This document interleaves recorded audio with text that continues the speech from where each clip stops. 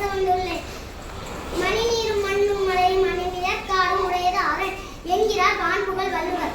ஆம், நீர் நிலம் மலை காடு இவைதான் தம்மை காத்து நிற்கிறது என்கிறார் வள்ளுவர். இத்தகைய சூழலை காத்து நிற்க வேண்டியது நமது பொறுப்பும் கடமையும் ஆகும். இந்த பூமி ஒவ்வொருவரின் தேவை பூர்த்தி செய்யும், ஆனால் எவருடைய பேராத்தையும் பூர்த்தி செய்யாது என்கிறார் நம் தேசத்தந்தை காந்தியடிகள். சுற்றுச்சூழல் என்பது நம் முன்னோர்கள் நமக்கு தந்த அன்பளிப்பு, அது நாம் நம் தலைமுறைக்கு கொடுக்கும் கடன் என்கிறது ஆப்பிரிக்கா பழமொழி. மரங்கள் இயற்கையின் நுரையீரல். மரங்கள் இல்லை என்றால் காற்று எங்கே போய் சலவை செய்வது? மரங்கள் இல்லை என்றால் மழைக்காக எங்கே போய் மனு செய்வது?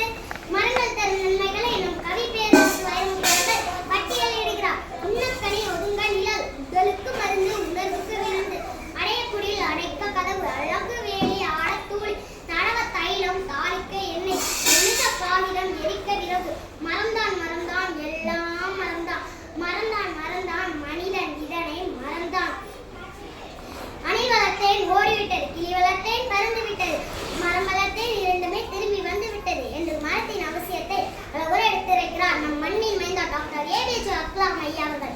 வளர்ச்சி வளர்ச்சி என்று மரங்களை விட்டுவிட்டு அதன் பின் வறட்சி வறட்சி என்று புலம்போது என்ன நியாயம் இருக்கிறது?